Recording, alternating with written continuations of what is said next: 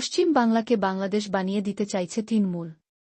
Lakh lakh ভুজো voter ধরা পড়ছে, তা নিয়ে আমরাও ইলেকশন কমিশনারের কাছে অভিযোগ করেছি। হুগলির সপ্তগ্রাম বিধানসভার অন্তর্গত পোলবা দাঁতপুর সেনেট বিশালক্ষী মায়ের মন্দিরে পুজো দিতে আসলেন বিজেপির প্রাক্তন রাজ্য সভাপতি দিলীপ ঘোষ।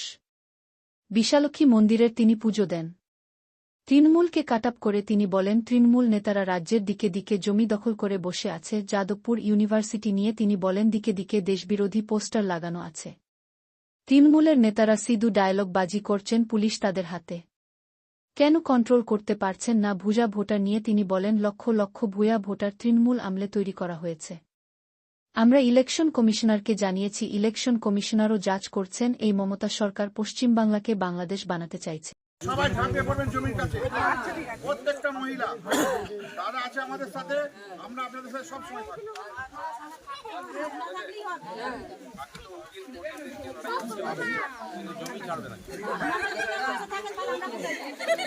আইনি সাহায্য সবকিছু আমরা করব।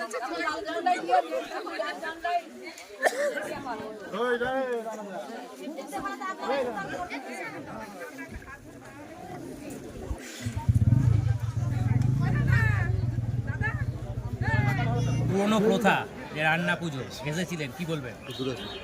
এটা খুবই ভাগ্যের ব্যাপার।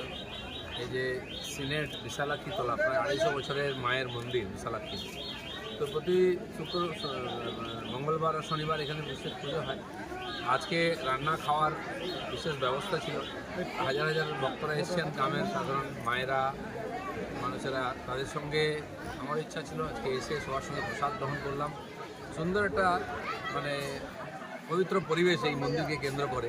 যেরকম গাছপালায় একটা শীতল আবহাওয়া, সেরকম সাধারণ মানুষ ভক্তি নিয়ে এখানে এসে খাওয়া দাওয়া করছেন। বিশেষ পুজো, মন্দির দর্শন করলাম, মাকে প্রণাম করলাম। খুব সুন্দর পরিবেশ।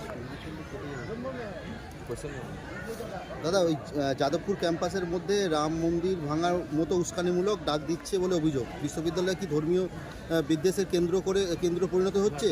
দেশের শান্তি সম্পত্তি নষ্ট করার চেষ্টা চলছে। এখন যাদবপুর ইউনিভার্সিটিটা এক প্রকার দেশ বিরোধীদের আখড়া হয়ে গেছে। ওখানে যে ধরনের পোস্টার লাগানো হয়েছে, মাওয়ের ছবি দিয়ে আলাদা আলাদা করার ভারতকে চেষ্টা চলছে। আমি যেটা পোস্টও করেছি, তার থেকে বোঝা যায় এই সমস্ত দেশ বিরোধীদের ঘাঁটি হয়ে গেছে। এই জন্য আজকে টিএমসির নেতারা বাইরে থেকে বড় বড় ডায়লগ দিচ্ছেন। কেন ওখানে পুলিশ প্রশাসন গিয়ে এই সমস্ত যারা উৎপাত করছে তাদেরকে ব্যবস্থা নিচ্ছেন, আইনের আড়ালে নিয়ে আসছে না কেন আইনের সামনে? এটা না করতে পারলে যাদবপুরের মতো একটা ঐতিহ্যশালী প্রতিষ্ঠান নষ্ট হয়ে যাবে। সেটাই আমাদের চিন্তার বিষয়। রাজনীতি করুন সবাই, আর তারপরে মন্ত্রী গেলে মন্ত্রীকে ঘেরাও করা, মারা, রাজ্যপালকে, কেন্দ্রীয় মন্ত্রীকে আক্রমণ করা, এটা কী ধরনের ইনস্টিটিউট, কী ধরনের ছাত্র তারা, যারা গায়ে হাত তুলে মন্ত্রী, তারপর নাটক করছে, গাড়ির নিচে বসে কি চাপা দিয়ে দিচ্ছে, তোকে গাড়ির তলায় যেতে কে বলেছে? এই ধরনের যারা দুর্বৃত্ত, উদ্বৃত্ত, এই ধরনের যারা দুষ্টতাকারী, তাদেরকে শিক্ষা ব্যবস্থা থেকে আলাদা করতে হবে। কিছু লোকের জন্য ইউনিভার্সিটি বদনাম হচ্ছে, পশ্চিমবঙ্গ বদনাম হচ্ছে। জেলায় জেলায় এবং বাংলাতেও মন্দির ভাঙা হচ্ছে, হিন্দুরা আক্রান্ত হচ্ছে অভিযোগ করছে খুব বিরোধী দলনেতা। ভোট রাজনীতি করতে সাম্প্রদায়িক তাস খেলছে তৃণমূল। তোষণের মাসুল গুনছে কি নিরীহ ভোটাররা? বাংলাকে প্রথম থেকে বলে আসছি আমি যে পশ্চিমবঙ্গকে পশ্চিম বাংলাদেশ তৈরি করার চক্রান্ত মমতা ব্যানার্জি করছেন।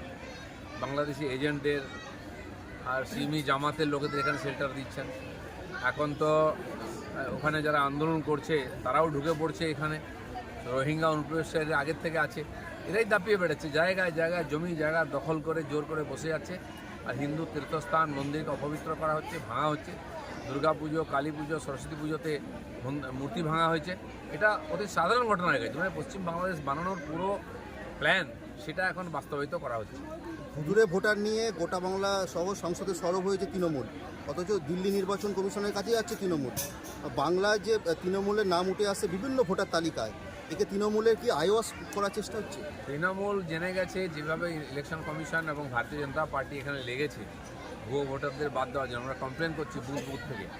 তো ছাঁটাই হয়ে গেলে লক্ষ লক্ষ 40-50 লক্ষ ফলস ভোটার চলে গেলে ওরা জিততে পারবে না।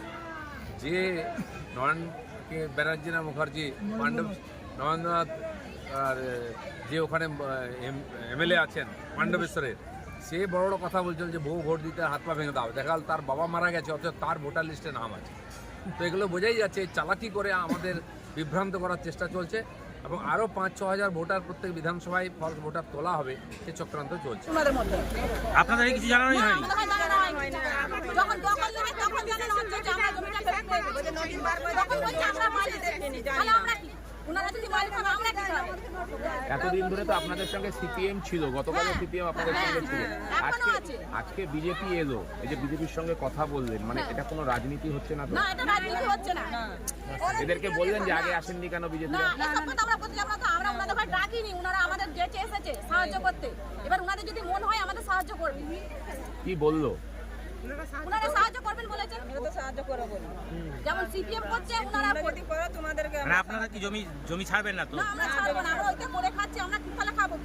কিন্তু জোর করে, আমরা ছেলেপুলে মানুষ করবো কি করে? কিন্তু যদি জোর করে যে জমি কেড়ে নেওয়া হয় তাহলে কি আমরা করবে? ছাড়বো না, জোর করে ওনারা জোর করে দিতে পারে, আমরাও জোর করে দিতে পারবো। তাহলে কি আন্দোলন হবে? হ্যাঁ, আন্দোলন চলবে, আন্দোলন চলছে।